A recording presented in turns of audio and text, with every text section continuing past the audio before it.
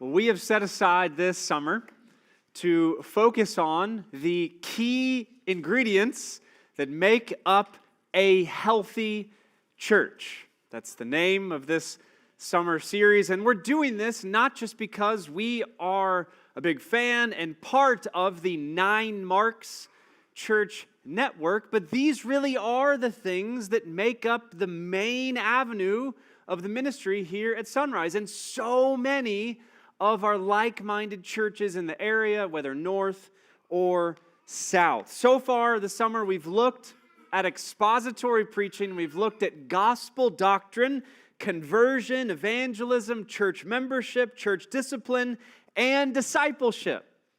Today, we turn our attention to the oh-so-exciting topic of church leadership. I say that kind of in jest. You're like, ooh, yeah, yay, there you go, we got one. Yay. As we come to the topic of church leadership, and you might not immediately sense its importance or weightiness, but we'll get there. I want to take you on a brief tour of the history of Western civilization.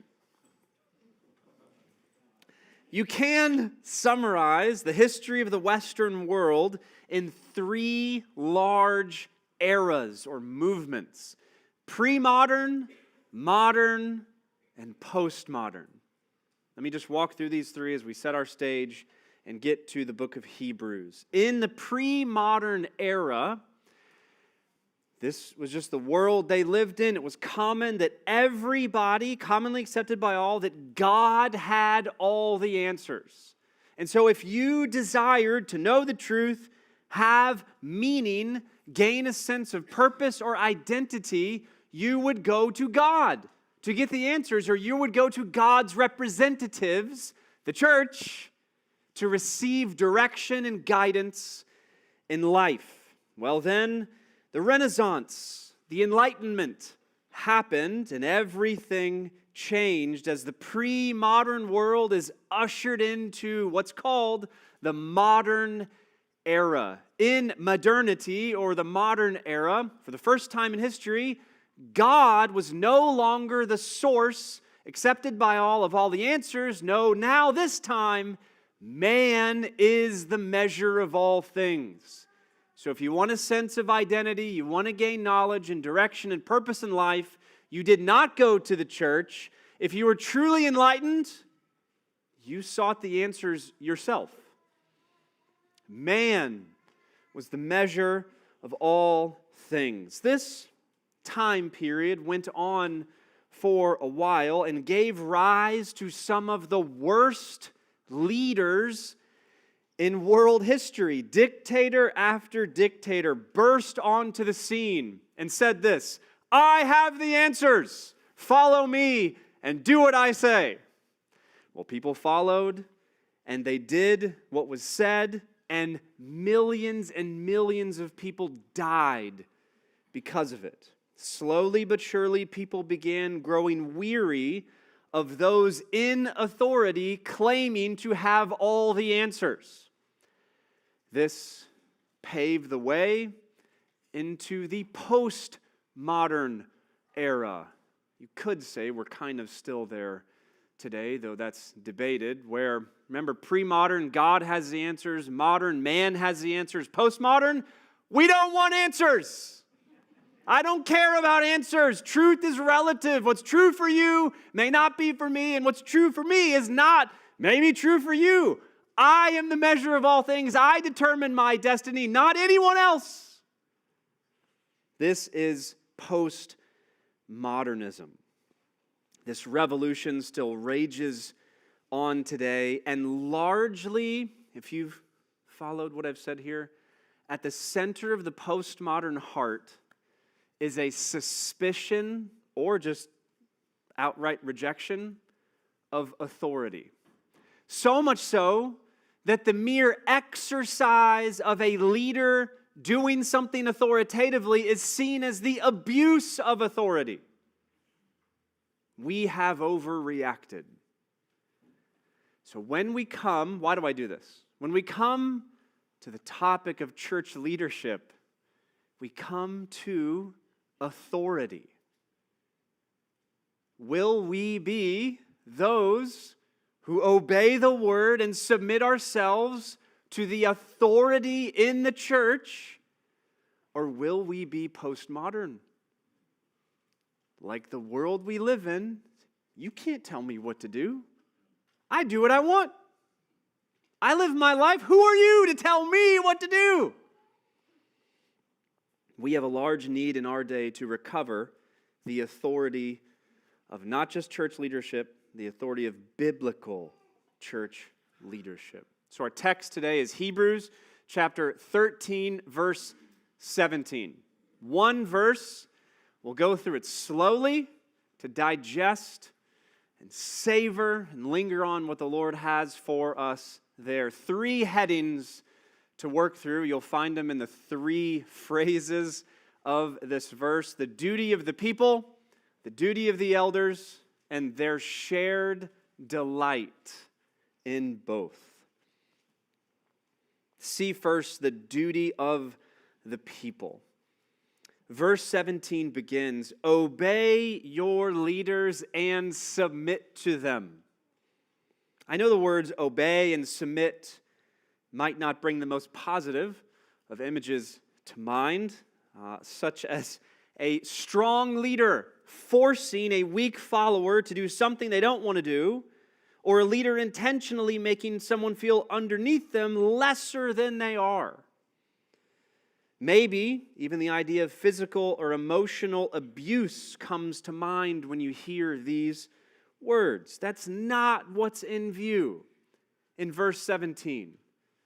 It's not what's in view. Rather, the call for people to obey and submit to these leaders is a call to have a certain kind of heart posture toward the leaders in the church. This kind of heart posture is one of confiding in, trusting in, relying on, placing confidence in, yielding to, being willing to be convinced by, believing, assenting to, listening to, and even following.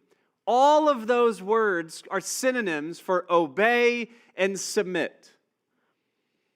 These images describe what the character and behavior of every person within the local church ought to look like. Rather than seeing leaders as suspicious, abusers of authority, or simply managers of people and programs, we're called as the church to see the leaders in the church as those set apart by God to lead in the church. And praise God, there are many leaders in the church. There's not just one. There is a copious amount of them. From those leading in the nursery to leading in the pulpit and everywhere in between. But as we zero in on verse 17 here, I have specifically in mind the elders of the church, the men called by God that we as a congregation are to submit to. In a very real sense, when the elders lead as they ought to not obey them is to not obey God. That's the main initial thrust of verse 17.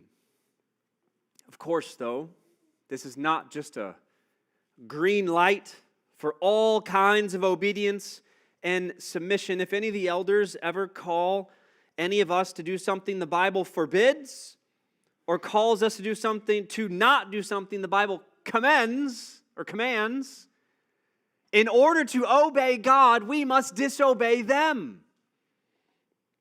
Sadly, throughout history, and even in our own day, we don't have to look very far to see glaring examples of such pastoral abuse. It's joked about, but I even remember as a kid watching the news about Texas. Jim Jones really did strong-arm 900 people into drinking poisoned Kool-Aid. They thought he was a prophet. And they're all dead. Other more recent pastors of well-known large and small congregations really have bullied their churches for years before the churches finally worked up the courage to ask these bullies to leave. The lesson here is that if a leader, an elder, ever calls you to something sinful or bullies you into submission, that leader is out of order and is leading not like Christ, but with command and coercion. So insofar as the elders of a church lead and call us to live in a Christ-like manner, verse 17 shows us what our first instinct ought to be as the church. Not to hold them in suspicion, but to obey and submit to them. Paul asked the church in Thessalonica to do this very thing. In 1 Thessalonians 5, he said, "We ask you, brothers, to respect those who labor among you and admonish you and are over you in the Lord. Esteem them very highly in love because of their work." So when elders lead like that, and when people follow like that, all kinds of good things grow wild in the congregation. But when that life and that Christianity is rejected, all kinds of thorns and thistles and weeds grow in the congregation. But questions might still remain for you even after just that first phrase. For example, why are members of a church even called to obey and submit to elders? Why is that even a thing here in verse 17? Well, we've gotten hints of it, but the next phrase clarifies it fully. We've seen the duty of the people. Now, second, see the duty of the elders. Verse 17, obey your leaders and submit to them, for they are keeping watch over your souls as those who will have to give an account. So as we saw leadership from the view of the people at the start of verse 17, we now see leadership from the view of the elder in this next phrase of verse 17. And there's a connecting word, right? Obey your leaders and submit to them, for, meaning since or because. This is then the reason why we are to obey and submit, is that the elders are keeping watch over our souls. So the reason people are to willingly obey and to willingly submit to the elders is because the elders are willingly keeping watch over them. This then means that the obedience and submission of the people to the elders is a response to the elders' active shepherding of them. That's what verse 17 so far is describing. But what does keeping watch look like? Well, in one sense, you can use some familiar images. What comes to mind is, remember when we went as a family from one child, we felt in control. 2 children, we're like, okay, one-on-one here. You get this one, you get this one. 3, we're backing up and we're going, okay. I can't imagine what it's like for you to have more of this. You're just like, we need help! Help! Amen. Something of this is present in the elders' active shepherding as they keep watch over the people. The Greek word here, keeping watch, is just one word. It's agrupneo. It's hard to say. Agrupneo, which literally means not keep watch, but keep awake. Keep awake. So verse 17 really could be saying, obey your leaders and submit to them, for they are staying awake or keeping awake over your souls. This is why we have gray hair. This is why some of us don't have hair.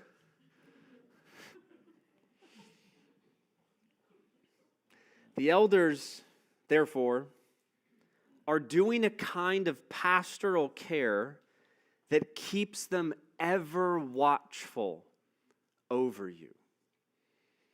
It causes them to stay awake, literally, or lose sleep because of you. Why would an elder lose sleep? Because of pastoral care, you might ask. Reasons. It could be, literally, that they lost sleep because true pastoral care means that you must be available at all hours of the night. Remember the second week I was here, almost 11 years ago, I got a call. A family was in the hospital way down in St. Pete, I think. And I didn't know how to get there. I didn't know how to use the app on my phone that led me there. So I called another elder, woke him up, and he drove me down there. This was at 3 a.m. We got back at like 6, and the family was starting to get up. And I'm like, well, that was the evening. Time to go. It could also be that an elder loses sleep because pastoral care demands wait. When you have and walk with people, when you have relationships and walk with people through all the ups and downs of life, sometimes as an elder, you lay down to sleep and sleep just doesn't come. Because that weight is still there. And you're just wondering, are they sleeping? Are they still screaming at each other? Has stuff calmed down yet at that house? When will life and light return to that family? It can be so painful sometimes that sleep just doesn't come easily. So maybe it's a combo of both literal sleep being lost because you're needed, and the figurative sleep is lost because you're just concerned and filled with some kind of angst over them. This image is one that we know, I think, from the nativity story. Remember Luke chapter 2?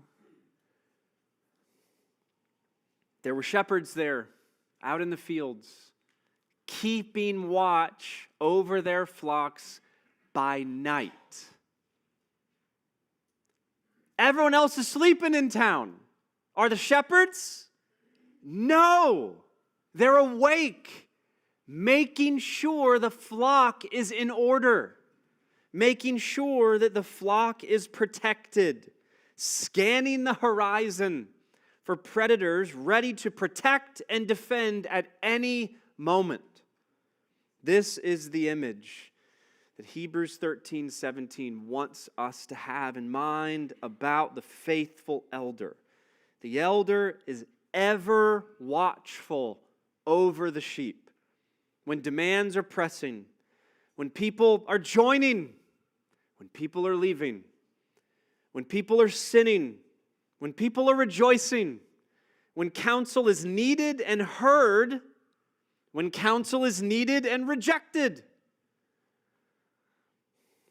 when sermons have been prepared, when sermons have been preached, when prayer has been spent, it's the elder who stays awake over the congregation. Have you ever thought about this? For the elder, deep joy is truly had over those who are walking with the Lord. This sermon, I hope you understand, like, this is in the Bible, right? This is not like a self-serving sermon here. Like, oh, have pity on Pastor Adam and the elders. They keep watch and lose sleep. He gets plenty of sleep. Believe me, he can sleep like that. That's true. This is not a self-serving sermon. This is in the Word. John talked about his love of this. 3 John 4. I have no greater joy than to hear that my children are walking in the truth. Yet the opposite is also true. Deep sorrow and grief is truly felt and experienced when people are diving into sin, ignoring counsel, or slowly drifting away. This is why Paul said in 2 Corinthians 11:28, he didn't just have anxiety over the churches, he had daily angst over the churches that Christ would be formed in them. So the call of a pastor is not a call out of pain and into peace. The call of the elder and pastor is a call into angst and unpeace and discomfort and disquiet and chaos, not to enjoy that or to revel in that, but so that the light and life of Christ would come into that and would beautify and order what is disordered and ugly. So what does church leadership look like? This verse says it looks like a group of elders willingly watching over a congregation, experiencing daily, minutely joy mixed with grief over them, which can and often does result in the loss of sleep. As if the weightiness of church leadership is not enough at this point, look at the next phrase in verse 17. For they are keeping watch over your souls as those who will have to give an account. So yes, elders are shepherds of the congregation and are truly responsible to the congregation for how they shepherd. But they're also responsible to another, the chief shepherd, to Christ. Because you don't belong to us. You belong to Him. We are in His pasture. And He has called us to lead in His pasture with His people. That's a weighty thing. Responsibility is there. To Christ, then, every under-shepherd will have to give an answer to the chief shepherd for how he led, loved, cared, admonished, corrected, taught, pursued, and counseled each of the sheep. So God truly gives the elder an increased responsibility among the people. But with that increased responsibility comes a unique accountability to Christ, the good shepherd over us all. This might be another reason why sleep can easily flee. We know the one to whom we must give an account one day, and things might not be well. And so we wrestle, and we pray, and we plead. But verse 17 doesn't end there. We've seen the duty of the people, the duty of the elders. Look at the last sentence. We see the shared delight of both. Verse 17 ends by saying, "Let them do this with joy and not with groaning, for that would be of no advantage to you." I'm just curious if you've ever heard a pastor preach on this verse. Like, I have so many friends that are like, "Can you come tell my people that this verse is in the Bible?" Like, I don't think they know it's there, because all they're doing is nipping at my heels. And I'm like, you tell them. It's in the Word. Part of your responsibility to them is to tell them that the chief shepherd requires this of them with you. And they're like, "Yeah, you come and tell them that." And so it's our joy to remind many other local churches. We've done this. I've done elder training for other churches and told them this. And we work with many in this, just like we do among us. This final sentence calls us all, calls the people to so live underneath the authority of the elders that their elders find shepherding them a joy and not a vexation. Why? So that they're comfortable? No. So that we all as a people will benefit. There's communal gain when the sheep joyfully submit to the shepherds. The opposite is just as true. Just like when all benefit, when all obey and submit, so too all are wounded and stunted in growth when people or pockets disobey and refuse to submit. So see here that personal actions have congregational implications among us as a people when we do life together. But not only see that God calls the people to a shared delight with the elders, with the shepherds, a delight that is deep and rich and joyful in the care of your soul. And this is also present all throughout the New Testament. Paul in Philippians 1, verse 3 and 4, I thank God in all my remembrance, in everything, every time I remember you Philippians, I always pray with joy. Paul to the Thessalonians, 1 Thessalonians 2, 19 and 20, for what is our hope or joy or crown of boasting before the Lord Jesus at His coming? If you just pause there, you're like, what's Paul boasting in at the second coming of Christ? We might have an idea of what he might say, but then he says, is it not you? You are my joy and crown at His coming.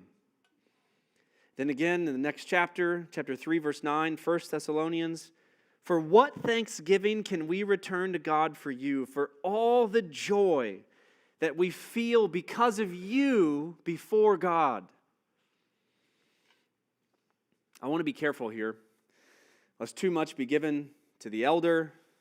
Verse 17 has been, and sadly, until the second coming, will continue to be abused by so many people in authority in the church. It has been and will be.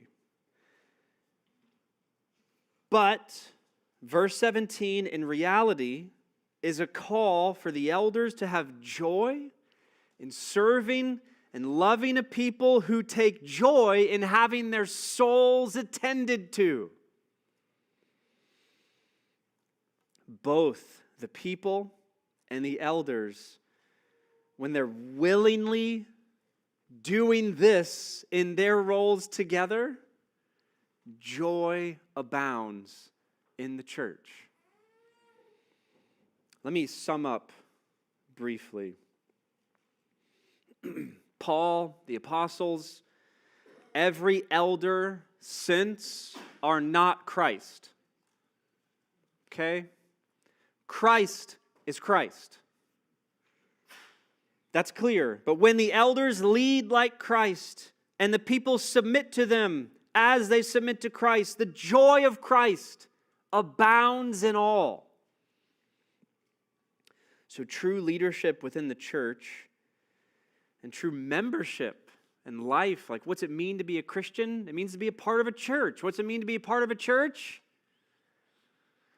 This is always a reflection of the gospel. How did Christ love the church? We've heard these words so many times.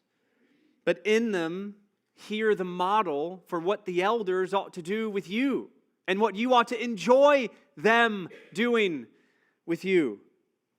Christ loved the church and gave himself up for her, that he might sanctify her, having cleansed her by the washing of water with the word, so that he might present the church to himself in splendor, without spot or wrinkle or any such thing, that she might be holy and without blemish.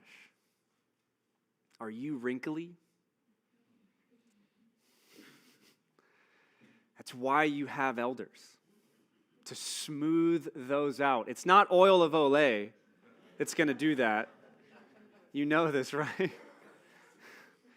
It's your elders that will smooth out these blemishes.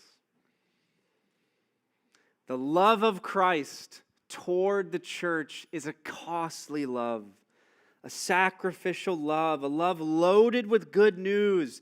This gospel love is the model for how the elders are to lead and love the congregation as under shepherds of the true shepherd. But this gospel love is also a model for how the people obey and submit and follow the elders. And what happens? Gospel love leading, gospel love following, gospel joy in uniting with one another. So true leadership in the church, big principle, begins with the gospel, is upheld by the gospel, and lasts because of the gospel. But perhaps you still have questions. We are children of our time. We are, all of us, to varying degrees, affected by the postmodern worldview. Why does there even have to be authority structure at all in the church? I mean, can't Christians just get together and worship Jesus? Why does there have to be authority structures and systems in place? Isn't this the very thing that we ought to be suspicious of? I mean, how many times have we heard that? People submitting, obeying, elders ruling and leading. Well, as much as some want to throw out the baby and the bathwater when it comes to authority, without the authority of the elders, a church will feel like a car with no brake pedal. A church with no healthy elders will feel like a busy intersection with no traffic lights. A board game with no rules. Can you imagine that? A home with no parents. A road with no guardrails. But a church with the healthy authority of elders will feel like green pastures. You will not always look under your feet and see green. You might see a cow pie. And it might be all over your shoes. It might have come from you. And all of a sudden, it's on my shoes. But it's still the green pastures. Sure. There are many bullies in the pulpit. Given. They've got to stand before not only those congregations, but the chief shepherd. But there are just as many, I'd say, bullies in the pew. And that's not okay either.